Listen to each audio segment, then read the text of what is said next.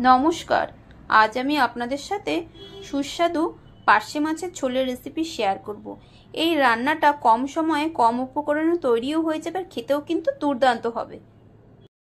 পার্শে মাছ ধুয়ে পরিষ্কার করে নিয়েছি, দিয়ে দেবো এর মধ্যে পরিমাণ মতো নুন, দেবো হলুদ গুঁড়ো। এবার মাছগুলোকে মেখে নেব।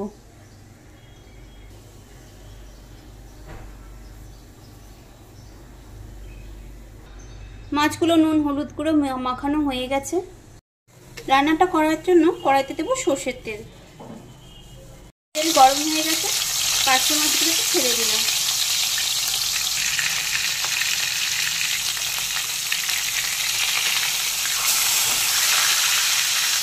মাছগুলো ভাজা হয়ে গেছে, এবার তুলে নেব। মাছ তুলে নিয়ে ওই তেলের মধ্যেই দিয়ে দিয়েছি টুকরো করে কেটে রাখা আলু, দিলাম পরিমাণ মতো নুন। আলুগুলো ভেজে নেব হালকা লাল করে। আলুগুলো ভাজা হয়ে গেছে, এখানেই ফোড়ন দিলাম কিছুটা কালো জিরে, দেব টুকরো করে কেটে রাখা টমেটো, একটু নেড়ে নিলাম। দেব অল্প একটু জল, এবার দেব নুন, দেব পরিমাণ মতন জিরের গুঁড়ো,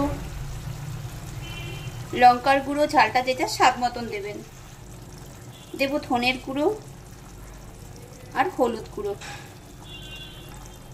দেব 1 চামচ আদা বাটা। এবার নেড়ে ভালো করে সব মিশিয়ে নেব। এই রান্নাটা খুবই সিম্পল কিন্তু খেতে খুবই ভালো লাগে। এবার ঢাকা দিয়ে কিছুক্ষণ এভাবে রেখে দেবো। এই সময় গ্যাসের ফ্লেমটা আমি মিডিয়ামে করে দেবো। কিছুক্ষণ পর ঢাকা খুলে নিলাম, এবার দেখে নেব আলুগুলো সেদ্ধ হয়ে গেছে। আর মশলাটাও একটু নেড়ে কষে নেব।